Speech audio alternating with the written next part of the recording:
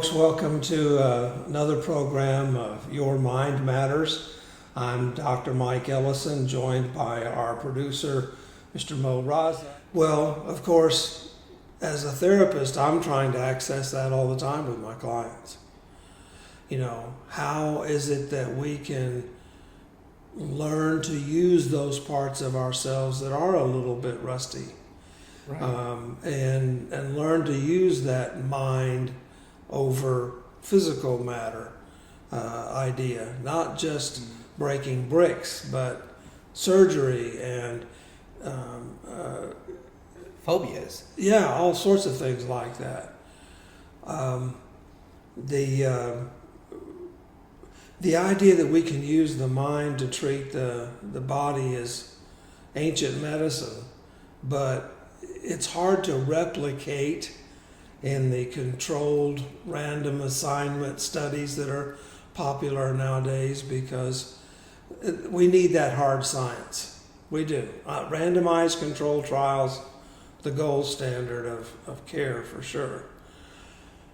But in the kind of therapy that I do for trauma, which is EMDR therapy, which has been around about 30 years, they have really worked very hard to teach what they call the standard protocol.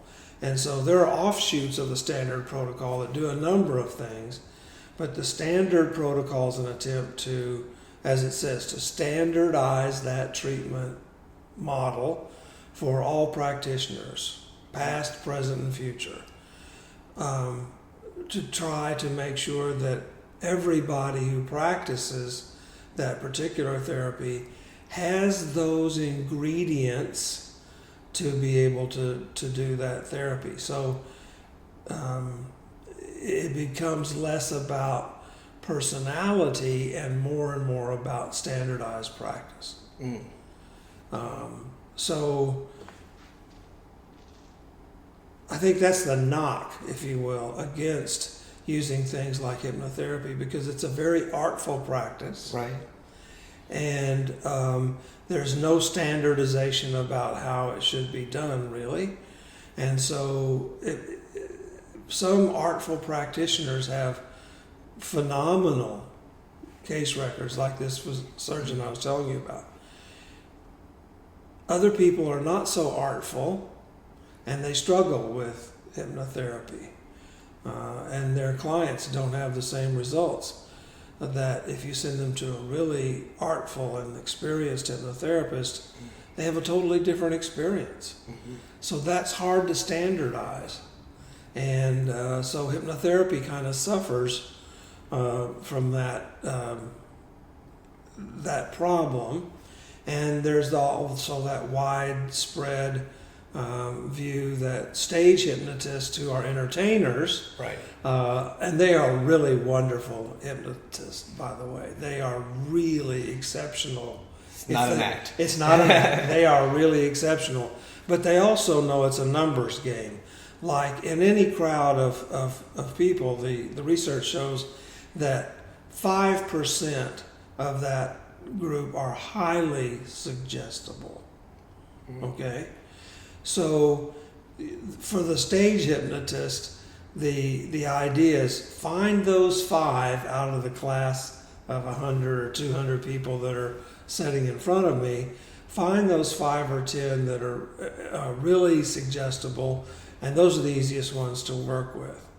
And so they find those people by doing a series of tests with the audience. They're made to look fun, and they are entertaining, you know. And so he or she will say something and do something, and just in an offhand sort of way say, hey, if you feel that your left hand is light and floaty, just let that happen, okay? And some people in the audience will have this kind of response. So the stage hypnotist goes, okay, would you 4 or 5 people come up and have a seat here on the stage? Okay, and then he'll work again with some of those to refine those 5 or 10 down to 1 or 2 that are really very highly suggestible. And then he does the thing that amuses the audience, And he'll say, okay, when I say the word roast beef, you're going to think yourself as a cow and you're going to start to move. And so he'll be talking to the audience while he has these people in a relaxed sort of trance state, which our body wants to go through naturally anyway. Trance phenomenon is very real. And so, and we all do it. I'll tell you more about that in a minute. So he or she, the stage hypnotist, finds these, weeds out the audience, finds the highly suggestible, and then is talking to the audience and says, I had roast beef at the cafeteria, and then as really suggested, one client will stand up from their chair on stage and start to go moo like they're a cow. The audience breaks up laughing. The person is still in trance state, so what other people are doing doesn't matter. Whoa. So stage hypnotists are very entertaining, and they're really good at hypnosis. So would you say you reach trance state when you meditate yourself? Is that? There's some evidence that is so. Also, in psychiatry and in trauma treatment, we talk about dissociation. Yes. Well, there are extremes to dissociation where people don't remember years or don't remember their childhood or don't remember what happened in a trauma. That's a very natural compensation that the mind does to relieve the client or to relieve the brain of distress. So we all dissociate some, and so I'll commonly use the example in classes to say, okay, if you're sitting in front of a fireplace and you lose track of time and you suddenly realize, oh, it's late, I need to go to bed so I can get up and go to work in the morning. That's natural dissociation. Mm-hmm. When we get in the car, right? We're driving somewhere. And so we're driving and we're not really, and then pretty soon we're at our destination. And we've been going 70 miles an hour on the freeway for 45 minutes and not thinking about the road at all, thinking inside our head about other things that we've got going on in our lives, leaving our body and driving the vehicle kind of on automatic. That's normal dissociation. That happens to us all the time. It's a natural thing that Natural, your body does. Normal.